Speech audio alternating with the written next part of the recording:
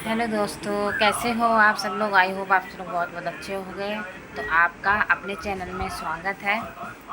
तो बस हम भी अभी सारा काम करके बैठे थे और मेरी बेटी मेरी चोटी कर रही थी। बस हम लोग बैठे हैं और घर का अभी सारा काम हो चुका है। बस अब शाम का खाना बनाना बाकी है। देखते हैं अभी क्या बनाएंगे। तो अब मैं जा रही हूँ अपने मायके। तो किसको किसको मेरा मायके का ब्लॉग देखना है वो लाइक करे, सब्सक्राइब करे। तो मैं अपना मायके का ब्लॉग आपके लोग के साथ शेयर करूँगी, जिसको जिसको देखना है। और आप लोग ज़रूर बताना मेरी वीडियो कैसी लगती है। तो मैं अपनी बेटी से कहा तो मेरी छोटी कर दो, तो वो छोटी कर रही है मेरी। अगर मेरी वीडियो अच्छी लगे तो लाइक करें, सब्सक्राइब करें और शेयर करें। और मायका ब्लॉग देखना हो तो कमेंट करें। मैं आप लोग के साथ अपना मायका ब्लॉग शेयर करूँगी। तब तक के लिए बाय बाय।